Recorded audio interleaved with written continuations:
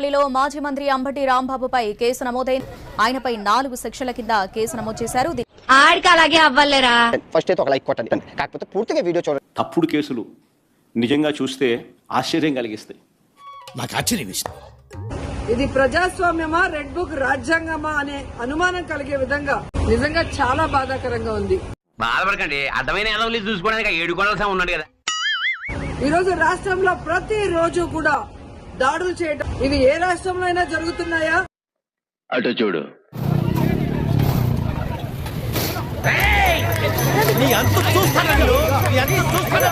ఆయన red class చూసిన ఆంబోతలో రెచ్చిపోవడం. మీరు పొట్టేళ్ల తలకాయ రప్ప రప్ప రప్ప రప్ప ఏంది రప్ప. అయ్యో, నువ్వు సామాన్యుడు కాదు నాయన. నన్ను హత్య చేయించి అది ఆత్మహత్య ఈజీగా చెప్పించగలవు. గడ్డమిట్టనే తప్పే, గడ్డమిట్టనే తప్పే. స్వామి మనం ఇది నాకు అర్థం కాదన్నా. అర్థం కాలేదా? అర్థం కాదులే. కానీ పవన్ కళ్యాణ్ గారు కానివ్వండి, ఎలా మహిళల రక్షణని గాలికి వదిలేశారో అందరికీ అర్థమవుతుంది. నార్మల్ ఏంటే కౌంటర్ ఇస్తున్నావు?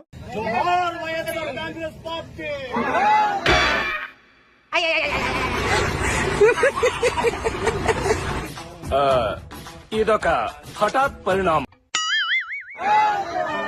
నేనొక సన్నాసిని, నా వెనక 30 మంది సన్నాసులు.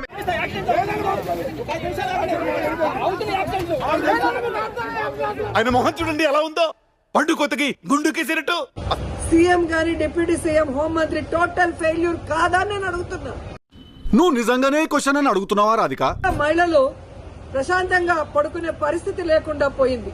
అరే రే, పెద్ద సమస్య వచ్చి పడిందే. ఇప్పుడు ఏం చేద్దాం? కానీ పవన్ కళ్యాణ్ గారు కానివ్వండి, ఈరోజు సిగ్గు చేటు. ఈయనేంటో ఇప్పుడు నా మీద పడతాడు. ఏం జరిగినా నిమ్మకు నీరెత్తినట్టు పవన్ కళ్యాణ్ గారు. అంతకన్నా సిగ్గుచేటు ఏదైనా ఉందా?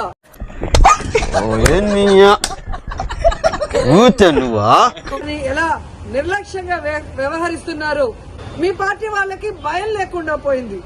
భయం అది పుట్టించింది ఎవరు? మేము.